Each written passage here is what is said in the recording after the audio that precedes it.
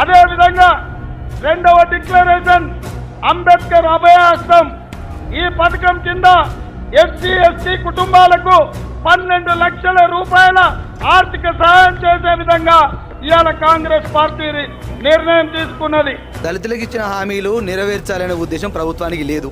ఈ వేదిక మీద నుంచి దళితులందరూ విజ్ఞప్తి చేస్తున్నా, ఈ దమ్ము లేని కాంగ్రెస్ను, మన దళిత ద్రవ్య కాంగ్రెస్ను ఇంకెన్ని రోజులు మీరు భుజాన పెట్టి ఎత్తుకుంటారు? దళిత బంధు నిధులు విడుదల చేసి కలెక్టర్లు అకౌంట్లో మా డబ్బులు ఇయ్యరు, మీకోసం మేము పనిచేస్తూ అంబేద్కర్ అభయహస్తం ఇంతవరకు ఊసే ఎత్తారు. ఈరోజు మీరు కాంగ్రెస్ పార్టీకి బుద్ధి చెప్పాల్సిన ఆవశ్యకత ఏర్పడింది. దళితులందరికీ చేతులు జోడించి వేడుకుంటున్నా. కేవలం ఓట్ల యంత్రాలుగా దళితులను చూస్తున్నారు, ఓట్ల కోసమే మన దగ్గరికి వస్తున్నారు. ఇకపై వాళ్ళని రాణించే ప్రసక్తే లేదు. స్థానిక సంస్థల్లో ఎవడైతే కాంగ్రెస్ పార్టీ కండు వేసుకొని దళిత బంధు ఇవ్వకుండా, అంబేద్కర్ అభయహస్తం ఇవ్వకుండా ఓట్లాడడానికి వస్తారో వాడిని ఊరు పొలిమేరలాగా తరిమి కొడతాం.